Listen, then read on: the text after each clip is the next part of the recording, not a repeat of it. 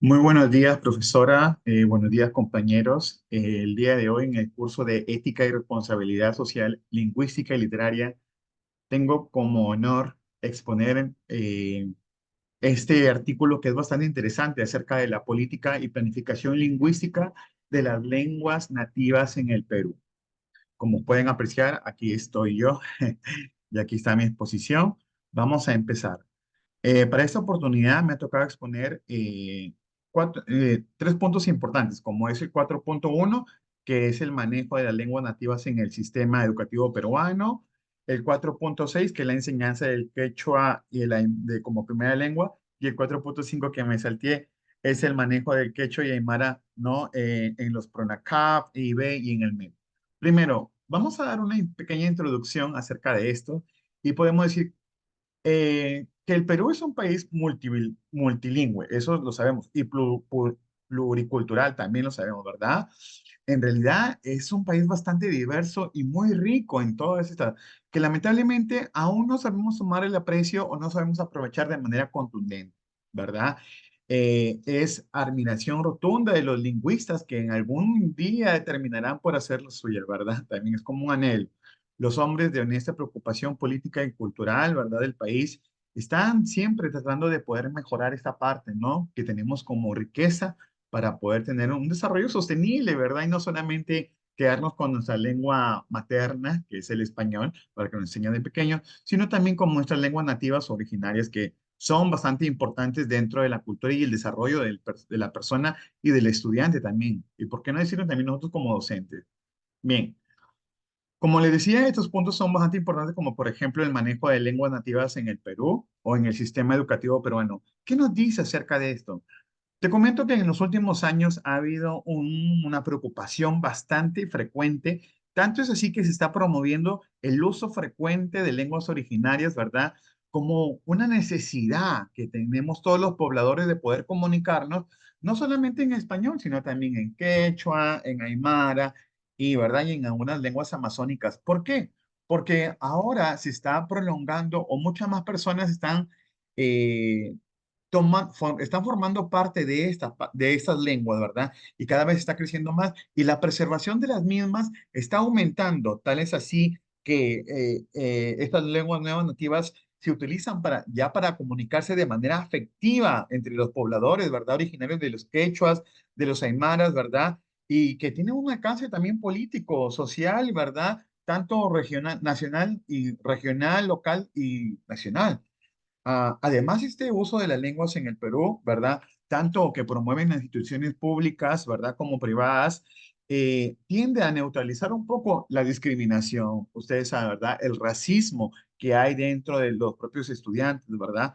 Entonces, desde la preocupación de los dirigentes, esto es con una aplicación de un modelo, ¿verdad? Con un enfoque intercultural que se ha hecho o se ha dado la medida posible para que tomen en cuenta la culturalización tanto de las personas de quechua hablantes, aymara hablantes, como español hablantes, ¿verdad?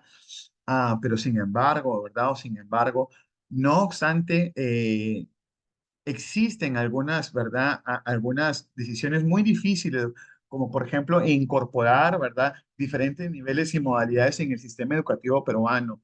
No existe una versión muy clara hoy en día en el desempeño de futuros profesionales con estas actitudes, ¿verdad? De tomar en cuenta estas lenguas, ¿verdad? Así es que la experiencia en desarrollo de universidades, de colegios de secundaria, con esto es muy pobre y es muy poco. Pero no nos rendimos porque aún estamos en pie de lucha para poder continuar con el uso del manejo de las lenguas nativas en el sistema educativo peruano.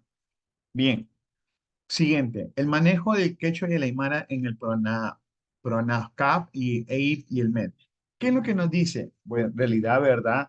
La capacitación, primero podemos empezar, la capacitación docente o al docente es sumamente importante porque para empezar es el eje fundamental de transmisión de conocimientos al estudiante. No son los directivos, no son el ministerio, no es un grupo de personas preocupadas, sino es el capacitador, en este caso el docente o facilitador, ¿verdad? Pues recuerden que el docente cumple muchas funciones y una de ellas es ser el facilitador, ¿verdad? El guía.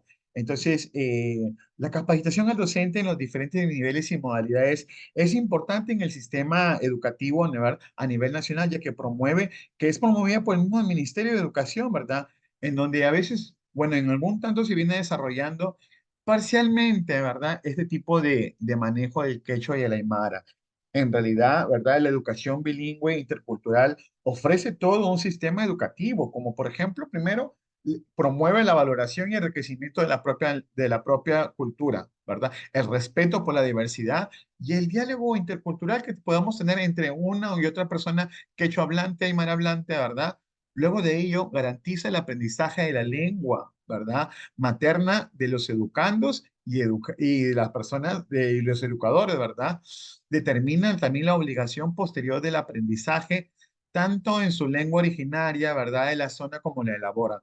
Eh, es importante que los docentes que son enviados, ¿verdad? Que son enviados a los diferentes es importante que ellos vayan con ese tipo de situación, con ese tipo de conocimiento, con la lengua principal, para que puedan ayudar a las demás personas, ¿verdad? Porque a veces aprender un nuevo idioma no solamente implica tener el lenguaje corporal y poder explicar el idioma tan propiamente dicho, sino también de pronto tener algunas situaciones de la propia misma lengua madre donde han aprendido para poder pasar a aprender otra.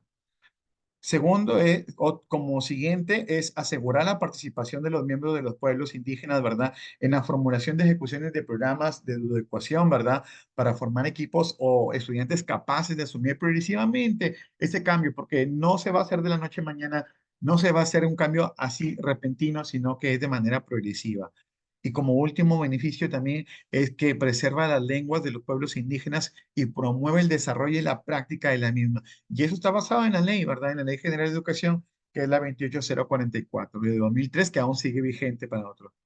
Como último punto, tenemos la enseñanza del quechua y el aymara como primera lengua. Primero, podemos decir, ¿qué es primera lengua? ¿Qué quiere decir que tengamos algo o un idioma como primera lengua? Para empezar, se considera como primera lengua o lengua materna, ¿verdad? Aquella que desde niño, ¿verdad? Aprendemos como la leche materna, ¿verdad? Que es el primer indicio o el primer contacto que tiene un bebé con la mamá. Entonces, hay un tipo de comunicación ahí, ¿verdad? Es una comunicación en que yo me voy a alimentar de esta forma. El primer contacto es con el seno materno de la mamá para poder yo alimentarme y seguir subsistiendo. Desde ya hay aprendizaje, desde ya hay comunicación, desde ya hay una forma de comunicación, ¿verdad? Entonces, esto considera la lengua materna. Entonces, nosotros también podemos decir que el tratamiento de las lenguas nativas, tanto como el quechua, el aymara y las lenguas amazónicas, ¿verdad? Junto con a la par el español en los diferentes niveles, tanto en primaria, en secundaria, ¿verdad? O incluso en superior, debe estar tematizado, lo cual quiere decir que debe haber una equidad lingüística. Tantas horas le doy al español, tantas horas le doy al inglés, tantas horas le doy al quechua, tantas horas le doy a la aymara, de tal manera que eso esté equilibrado y que se pueda promover, ¿verdad? De manera satisfactoria la enseñanza del quechua y la aymara como primera lengua. Recordemos que en nuestro currículo podemos encontrar tres. Se comunica en español, ¿verdad? Se comunica como primera lengua o en su lengua materna, ¿verdad? Se comunica en español, en inglés, ¿verdad? Y también con propiamente de su lengua que está hablando. Entonces, aparte de ello, asimismo, el uso de las lenguas, ¿no? En la educación intercultural bilingüe, porque no solamente se llama bilingüe al aprender el español e inglés, sino también otra lengua, ¿verdad?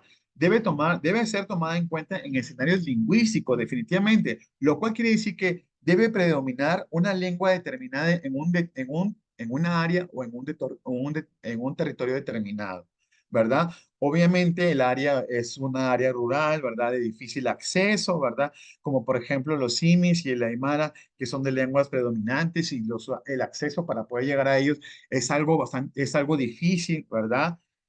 En sí, la enseñanza del quechua y el aymara como primera lengua debe darse de la misma equidad y la misma responsabilidad como se da el español y como se da el inglés. Se da tantas horas.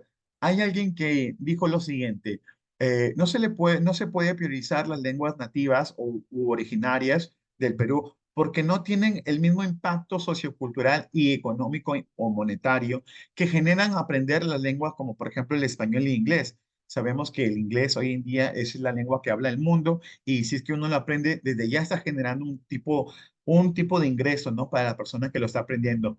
Quizás a uno se le dé el impulso necesario o el lugar que merece las lenguas originarias, ¿verdad? O nativas, pero yo creo que poco a poco y creo poco a poco va a ir tomando en cuenta. Vámonos primero en la parte de la aceptación, vámonos de la parte de la tolerancia. Luego vámonos adaptándolo al currículum, ¿verdad? Para que en los diferentes niveles, tanto primaria, secundaria y superior, puedan adaptarse a ciertos espacios, ¿verdad? Y tengan la misma equidad que lo tienen los demás cursos. Como conclusión, yo puedo decir que es necesario hacer una reflexión o una autorreflexión viendo, ¿verdad? Que podemos comprender que no hay en el mundo, ¿verdad? Un pueblo desarrollado bajo una sola lengua, ¿verdad? O un creador con una ciencia con un solo estipulado, sino más bien que hay gente muy diversa, con diferentes opiniones, con diferentes pensamientos, con diferentes formas de expresar, de celebrar, de reír, de jugar, de incluso de ponerse tristes, ¿verdad? Entonces, eso nos llama a que podemos ser diversos, podemos ser multiculturales, ¿verdad? Pluriculturales, en el cual sí debemos tomar en cuenta aquellas personas que no tienen la misma accesibilidad para poder estudiar una lengua español o inglés, sino más bien que somos nosotros los adaptables o los que podemos tener la adaptación para que ellos también puedan ser tomados en cuenta y también puedan surgir, ¿verdad? Entonces, esta ha sido mi exposición de 4.1, 4.5 y 4.6. Gracias, Miss. Que tenga buen día.